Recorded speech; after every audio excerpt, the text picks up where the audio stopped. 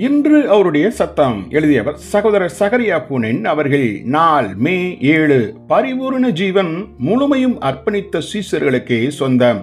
பரிபூரண ஜீவனை கண்டடைய வகை செய்யும் ஒப்பற்ற சத்தியங்களையே ஆண்டவர் இயேசு மலைப்பிரசங்கத்தின் மூலமாய் தன் சீசர்களுக்கு உபதேசித்தார்.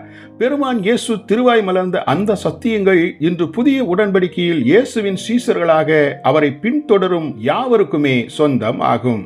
புதிய உடன்படிக்கையின் இக்காலத்தில் ஊழியம் செய்கிறோம் என கூறுபவர்கள் யாவரும் ஆண்டவர் இயேசுவை சற்றே நோக்குவார்களாக.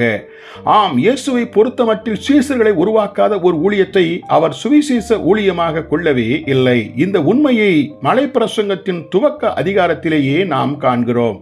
மலைப்பிரசங்க அதிகாரங்களுக்கு முன்னான மத்தேயு 4 அதிகாரம் கடைசி 2 வசனங்கள் அவர் திரளான ஜனங்களை சுத்தமாக்கி அவர்களுக்கு சுவிசேஷத்தை பிரசங்கித்தார் என கூறுகின்றது. மத்தேயு 4 அதிகாரம் 23 25 வரை உள்ள வசனங்கள்.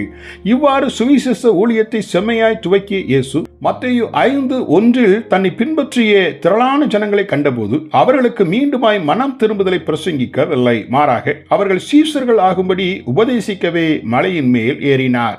அந்த மலையில் திரளான ஜனங்கள் அல்ல, சீசர்கள் ஆகும்படி வாஞ்சித்தவர்கள் மாத்திரமே அவரை சுற்றி அமர்ந்திருந்தார்கள். மத்தேயு 5 அதிகாரம் 1-2 வசனங்கள். விலைமதியா உபதேசங்களின் பெரும் மதிப்பை உணர்ந்தவர்கள் இவர்களே ஆவர். நீங்களும் அவர்களில் ஒருவர் தானே. உங்கள் பாவங்களுக்காய் நீங்கள் மனம் திரும்பி இயேசுவிடம் வந்து உங்கள் பாவங்களை எல்லாம் அறிக்கையிட்டு அவருடைய விலையேறப்பட்ட இரத்தத்தால் கழுவப்பட்டு தேவனுடைய ராஜ்யத்தில் மறுபடியும் பிறந்து விட்டீர்களா? யோவான் 1 அதிகாரம் 12 வசனம். திருவசனத்திற்கு கீழ்ப்பணிந்து தண்ணீர் ஞானஸ்நானமும் பரிசுத்தாவியின் அபிஷேகமும் பெற்றுவிட்டீர்களா? அப்போஸ்தலர் 2 அதிகாரம் 38 வசனம். இருப்பினும் இன்னமும் நீங்கள் இயேசுவை பின்பற்றும் சீசனாகவில்லையா? இப்போது சற்றே அமர்ந்து உங்கள் ஜீவ காலமெல்லாம் அவரை பின்பற்றி வாழ முடியுமா என்பதை சிந்தித்து பாருங்கள். லூக்கா 14 அதிகாரம் 25-33 வரை உள்ள வசனங்கள். என்ன, இயேசுவின் சீசனாவதற்கு முடிவு செய்து விட்டீர்களா? அதுவே அற்புதம்.